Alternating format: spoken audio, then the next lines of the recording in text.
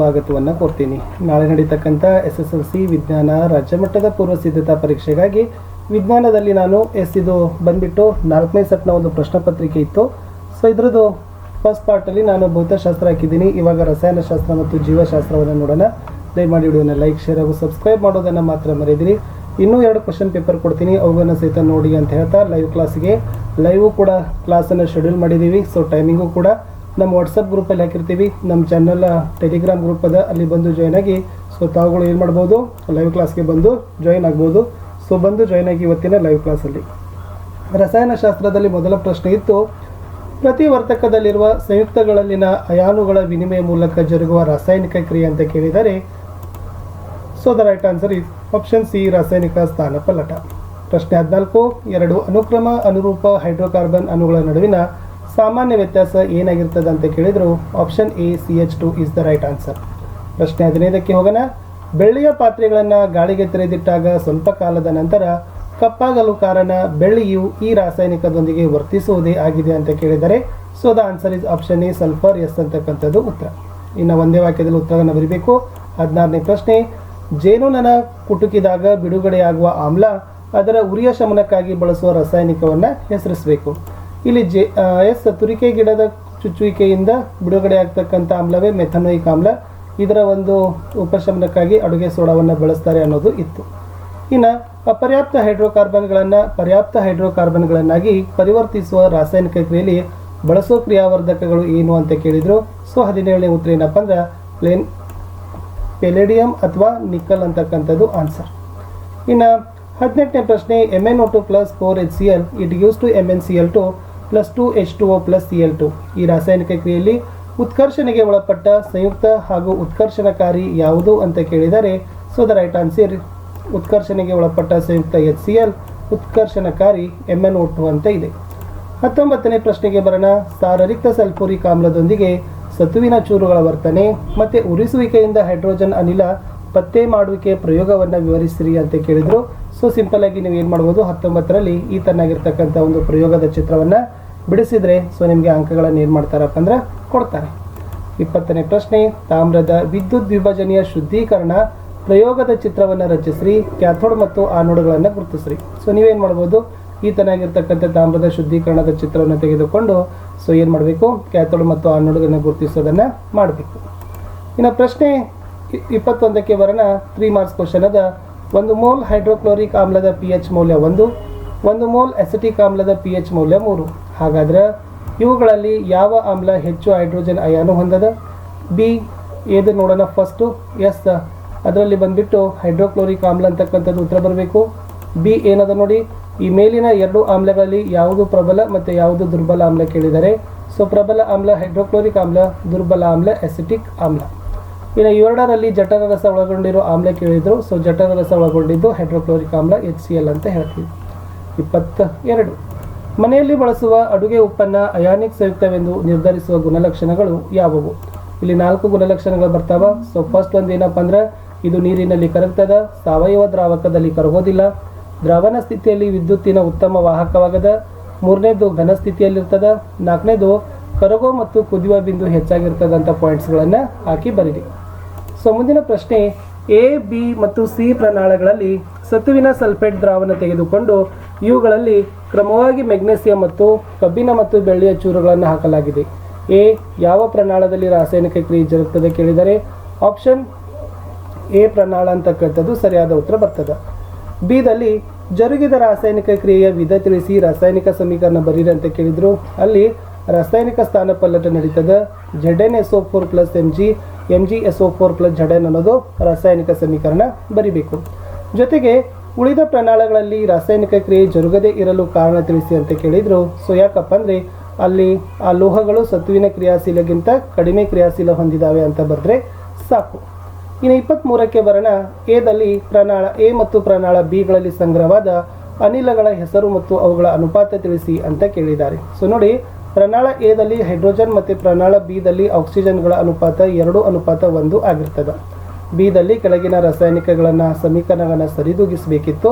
So ಅದನ್ನು Fe + 4H2O it gives to Fe3O4 + 4H2 ಇನ್ನು 2PbNO3 twice it uses to 2PbO plus 4NO2 plus O2 ಅಂತಕ್ಕಂಥ ಉತ್ತರವನ್ನು ನೀವೇನು ಮಾಡಬೇಕಾಗಿತ್ತು ಬರೆದ್ರೆ ಉತ್ತರಗಳನ್ನ ಸರಿಯಾಗಿ ಅಂಕ ಕೊಡ್ತಾರೆ. 24ನೇ ಪ್ರಶ್ನೆ, ಎಥನೋಯಿಕ್ ಆಮ್ಲ ಆಲ್ಕೋಹಾಲ್ಗಳ ನಡುವಿನ ಕ್ರಿಯೆಯಿಂದ ಉಂಟಾಗುವ ಉತ್ಪನ್ನಗಳು ಯಾವುವು, ಆ ಉತ್ಪನ್ನದ ಪ್ರಯೋಜನಗಳೇನು ಅಂತ ಕೇಳಿದ್ದಾರೆ. ಸೊ ಆನ್ಸರ್ ಏನಪ್ಪ ಅಂದ್ರೆ ಎಥನೋಯಿಕ್ ಆಮ್ಲ ಮತ್ತು ಆಲ್ಕೋಹಾಲ್ಗಳ ನಡುವಿನ ಕ್ರಿಯೆಯಿಂದ ಉಂಟಾಗುವ ಉತ್ಪನ್ನ ಎಸ್ಟರ್. ಇದರ ಪ್ರಯೋಜನ ಏನಪ್ಪ ಅಂದ್ರೆ ಸಾಬೂನುಗಳ ತಯಾರಿಕೆಯಲ್ಲಿ ಮತ್ತು ಸುವಾಸಿಕಗಳ ಸ್ವಾದಕಾರಕಗಳಾಗಿ ಬಳಸ್ತೀವಿ. ಮುಂದಿನ ಪ್ರಶ್ನೆ, ಈ ಕಾರ್ಬನ್ ಸಂಯುಕ್ತಗಳಾದ CH4 C2H2ಗಳ ಎಲೆಕ್ಟ್ರಾನ್ ಚುಕ್ಕೆ ರಚನೆ ಬರೆದು ಸಂಯುಕ್ತಗಳ ಹೆಸರನ್ನು ಬರೀಬೇಕಿತ್ತು. ಸೊ ಸಿಂಪಲ್ ಆಗಿ ನೀವು ಏನು ಬರೀಬೇಕಿದ್ದು, CH4 ಮತ್ತು C2H2ಗಳ ಎಲೆಕ್ಟ್ರಾನ್ ಚುಕ್ಕೆ ರಚನೆ ಇತ್ತು. ಇದು ಮೀಥೇನ್ ಅದ, ಇದು ಈಥೇನ್ ಅದ. ಸೊ ನೆನಪಿಟ್ಕೊಡ್ರಿ, ಭಾಳ ಇಂಪಾರ್ಟೆಂಟ್ ಆಗಿರ್ತಕ್ಕಂಥದ್ದು ಅದ. ಇನ್ನು ಮಾರ್ಜಕವು ಸಾಬೂನಿಗಿಂತ ಹೇಗೆ ಭಿನ್ನವಾಗಿದೆ ಅಂತ ಕ್ವಶನ್ ಕೇಳಿದ್ದಾರೆ. ಸಾಬೂನು ಮೆದು ನೀರಿನಲ್ಲಿ ಮಾತ್ರ ನೊರೆ ಕೊಡ್ತದ, ಮಾರ್ಜಕ ಗಡಸು ಮತ್ತು ಮೆದು ಎರಡೂ ನೀರಿನಲ್ಲಿ ನೊರೆ ಕೊಡ್ತದ. ಸಾಬೂನು ಪರಿಸರ ಸ್ನೇಹಿಯಾಗದ, ಮಾರ್ಜಕ ಮಲಿನಕಾರಕ ಆಗದ. ಸಾಬೂನು ಜೈವಿಕ ವಿಘಟನೀಯ ಲವಣ, ಮಾರ್ಜಕ ಜೈವಿಕ ವಿಘಟನೀಯವಲ್ಲದ ಲವಣ. ಸಾಬೂನು ನೈಸರ್ಗಿಕ ಕೊಬ್ಬಿನಿಂದ ಆಗದ, ಮಾರ್ಜಕ ಪೆಟ್ರೋಲಿಯಂ ಉಪ ಉತ್ಪನ್ನಗಳಿಂದ ಆಗಿದೆ ಅಂತ ಬರೆದ್ರೆ ಸಾಕು. ಮೂಟು ಜೀವಶಾಸ್ತ್ರ ಬಯೋಲಜಿ. 25 ಜೀವಿಗಳು ಸಂಕೀರ್ಣ ವಸ್ತುಗಳನ್ನು ದೇಹದ ಬೆಳವಣಿಗೆ ಮತ್ತು ದುರಸ್ತಿಗಾಗಿ ಬಳಸುವ ಮೊದಲ ಸರಳ ವಸ್ತುಗಳನ್ನಾಗಿ ವಿಭಜಿಸಲು ಕೈಗೊಳ್ಳುವ ಜೈವಿಕ ವೇಗವರ್ಧಕ ಕೇಳಿದ್ರು. ಸೊ ದ ರೈಟ್ ಆನ್ಸರ್ ಏನಪ್ಪ ಅಂದರೆ ಎ ಕಿನ್ವಾ ಅನ್ನೋದು ಸರಿಯಾದ ಉತ್ತರ ಬರ್ತದೆ. ಪ್ರಶ್ನೆ 2, UNEP ರವರ ನಿರ್ದೇಶನದಂತೆ ರೆಫ್ರಿಜರೇಟರ್ ಉತ್ಪಾದನಾ ಕಂಪನಿಗಳು ಪ್ರಪಂಚದಾದ್ಯಂತ ಡ್ಯಾಶ್ ಮುಕ್ತ ರೆಫ್ರಿಜರೇಟರ್ಗಳನ್ನು ಸಿದ್ಧಪಡಿಸೋದು ಕಡ್ಡಾಯವಾಗಿದೆ ಅಂತ ಕೇಳಿದರೆ CFC ಮುಕ್ತ ಅಂತಕ್ಕಂಥದ್ದು ರೈಟ್ ಆನ್ಸರ್. ಪ್ರಶ್ನೆ 27, ತುಂಡರಿಕೆ ವಿಧಾನದಿಂದ ಸಂತಾನೋತ್ಪತ್ತಿ ನಡೆಸೋ ಏಕಜೀವಿಗಳಂತ ಕೇಳಿದರೆ so the right answer is spirogyra ಅಂತಕ್ಕಂಥದ್ದು ಉತ್ತರ ಬರಬೇಕು. ಮುಂದಿನ ಪ್ರಶ್ನೆ 28, ಕಾರ್ಬೋಹೈಡ್ರೇಟ್ಗಳು, ಪ್ರೋಟೀನ್ಗಳು ಮತ್ತು ಕೊಬ್ಬುಗಳು ಸಂಪೂರ್ಣವಾಗಿ ಪಚನವಾಗುವ ಜೀರ್ಣನಾಳದ ಭಾಗವನ್ನು ಹೆಸರಿಸಿರಿ ಅಂತ ಕೇಳಿದ್ರು. ಅದು ಸಣ್ಣ ಕರಳು ಅಂತಕ್ಕಂಥದ್ದು. ಇಲ್ಲಿನೇ ಕಾರ್ಬೋಹೈಡ್ರೇಟ್ಗಳು, ಪ್ರೋಟೀನ್ಗಳು, ಕೊಬ್ಬುಗಳು ಸಂಪೂರ್ಣವಾಗಿ ಪಚನವಾಗ್ತಕ್ಕಂಥ ಜೀರ್ಣನಾಳದ ಭಾಗ ಆಗದ. 29, ಲೈಂಗಿಕ ರೀತಿಯ ಸಂತಾನೋತ್ಪತ್ತಿ ನಡೆಸುವ ಜೀವಿಗಳಲ್ಲಿ ಯಾವ ಪ್ರಕ್ರಿಯೆಯಿಂದಾಗಿ ಕ್ರೋಮೋಸೋಮ್ಗಳ ಸಂಖ್ಯೆಗಳಲ್ಲಿ ಸ್ಥಿರತೆ ಸಾಧ್ಯವಾಗ್ತದೆ ಅಂತ ಕೇಳಿದ್ರು. ಅದೇನಪ್ಪ ಅಂದ್ರೆ ಮಿಯೋಸಿಸ್ ಕೋಶ ವಿಭಜನೆ ಅನ್ನೋದು ಉತ್ತರ ಬರ್ತದೆ. 30ನೇ ಪ್ರಶ್ನೆ, ಪರಾವರ್ತಿತ ಚಾಪದಲ್ಲಿ X ಎಂದು ಗುರುತಿಸಲ್ಪಡುವ ಭಾಗದ ಹೆಸರನ್ನು ತಿಳಿಸಿ ಅಂತ ಕೇಳಿದ್ರು. ಇದು X ಇದೆ. ಇದೇನು ಹೇಳ್ತದಪ್ಪ ಅಂದ್ರೆ ಸಂಬಂಧ ಕಲ್ಪಿಸುವ ನರಕೋಶ ಅನ್ನೋದು ಬರಿಬೇಕು. 31, ಜೈವಿಕ ಸಂವರ್ಧನೆ ಅಂದ್ರೆ ಏನು ಅಂತ ಕೇಳಿದ್ರು. ವೆರಿ ಸಿಂಪಲ್, ಜೈವಿಕ ವಿಘಟನೆಗೆ ಒಳಪಡದ ರಾಸಾಯನಿಕಗಳು ಆಹಾರ ಸರಪಳಿಯನ್ನು ಸೇರಿಕೊಂಡು ಉನ್ನತ ಪೋಷಣಾಸ್ತರದ ಜೀವಿಗಳಲ್ಲಿ ಇವುಗಳ ಸಾಂದ್ರತೆ ಹೆಚ್ಚಿಸುವ ವಿದ್ಯಮಾನಕ್ಕೆ ಜೈವಿಕ ಸಂವರ್ಧನೆ ಅಂತ ಕರಿತೀವಿ. ಸಸ್ಯಪ್ಲವಕ, ಡಿಂಬಕ, ಸಣ್ಣ ಮೀನು, ದೊಡ್ಡ ಮೀನು ಈ ಆಹಾರ ಸರಪಳಿಯ ಪೋಷಣಾಸ್ತರದಲ್ಲಿ ಅತಿ ಹೆಚ್ಚು ಜೈವಿಕ ಸಂವರ್ಧನೆ ಹೊಂದಿರೋದು ಯಾವುದು? ಸೊ ಹೈಯೆಸ್ಟ್ ಯಾವ್ದು ಬರ್ತದ? ದೊಡ್ಡ ಮೀನು ಅಂತಕ್ಕಂಥದ್ದೇ ಉತ್ತರ ಬರ್ತದೆ. ಮುಂದಿನ ಪ್ರಶ್ನೆ, ವಾಯುವಿಕ ಉಸಿರಾಟ ಮತ್ತು ಆಮ್ಲಜನಕ ಕೊರತೆ ಉಂಟಾಗುವಾಗ ಉಸಿರಾಟಗಳ ನಡುವಿನ ವ್ಯತ್ಯಾಸ ಕೇಳಿದ್ರು. ಇದು ವಾಯುವಿಕ ಮತ್ತು ಅವಾಯುವಿಕ ಉಸಿರಾಟದ ನಡುವೆ ಇರತಕ್ಕಂಥ ವ್ಯತ್ಯಾಸ. ವಾಯುವಿಕ ಉಸಿರಾಟದಲ್ಲಿ ಆಕ್ಸಿಜನ್ ಇರ್ತದೆ, ಅವಾಯುವಿಕ ಉಸಿರಾಟದಲ್ಲಿ ಆಕ್ಸಿಜನ್ ಇರೋದಿಲ್ಲ. ವಾಯುವಿಕ ಉಸಿರಾಟದಲ್ಲಿ ಕಾರ್ಬನ್ ಡೈಆಕ್ಸೈಡ್ ನೀರು ಶಕ್ತಿ ಬಿಡುಗಡೆ ಆದರೆ ಆಮ್ಲಜನಕ ಕೊರತೆಯಲ್ಲಿ ಪೈರುವೇಟ್ ವಿಭಜನೆಯನ್ನು ಹೊಂದಿ ಲ್ಯಾಕ್ಟಿಕ್ ಆಮ್ಲ ಮತ್ತು ಶಕ್ತಿ ಬಿಡುಗಡೆ ಆಗ್ತದೆ. ಇದು ಮೈಟ್ರೋಕಾಂಡ್ರಿಯಾದಲ್ಲಿ ನಡೀತದೆ, ಇದು ಸ್ನಾಯು ಜೀವಕೋಶಗಳಲ್ಲಿ ನಡೀತದೆ.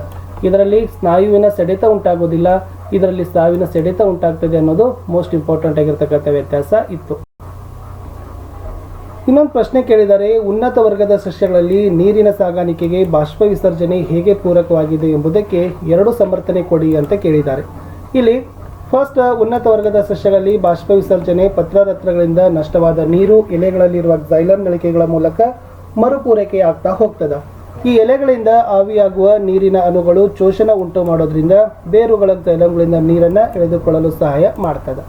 ಮುಂದಿನ ಪ್ರಶ್ನೆ, ಮೆಂಡಲ್ ರವರ ಏಕತಳೀಕರಣಕ್ಕೆ ಸಂಬಂಧಿಸಿದಂತೆ BB ಮತ್ತು BB ಬಣ್ಣದ ವಂಶವಾಹಿ ಹೊಂದಿರುವ ಇಲಿಗಳನ್ನು ಪರಸ್ಪರ ಸಂಕರಿಸಿದಾಗ F1 ಪೀಳಿಗೆಯಲ್ಲಿ ಪಡೆಯಬಹುದಾದ ತಳಿಗಳನ್ನು ಪೂನೆಟ್ ಚೌಕದ ಸಹಾಯದಿಂದ ವ್ಯಕ್ತಪಡಿಸಿ ಅಂತ ಕೇಳಿದ್ದಾರೆ. ಸೊ ಅದನ್ನು ನೀವೇನು ಮಾಡಬೇಕು, ಇದೇ ಪೂನೆಟ್ ಚೌಕ. Capital B, capital B, small b, small b, BB, BB, BB, ಅಶುದ್ಧ, ಅಶುದ್ಧ ಕಪ್ಪು, ಅಶುದ್ಧ ಕಪ್ಪು, ಅಶುದ್ಧ ಕಪ್ಪು. ಸೊ ಇದನ್ನು ಪೂನೆಟ್ ಚಕ್ಕರ್ ಬೋರ್ಡ್ ಅಂತಾರೆ. ಪೂನೆಟ್ ಬೋರ್ಡಲ್ಲಿ ನೀವು ತೋರಿಸ್ಬೇಕಿತ್ತು. ಇನ್ನು ಮಾನವನ ಹೃದಯದ ಛೇದ ನೋಟದ ಅಂದವಾದ ಚಿತ್ರ ಕೇಳಿದ್ದಾರೆ. So very simple. ಸೊ ಮಾನವನ ಹೃದಯದ ಅಂದವಾದ ಹೃದಯದ ನೀಳಛೇದ ನೋಟವನ್ನು ತಿಳಿಸಿ ಸೊ ಎಲ್ಲ ಭಾಗಗಳನ್ನು ಗುರುತಿಸ್ರಿ.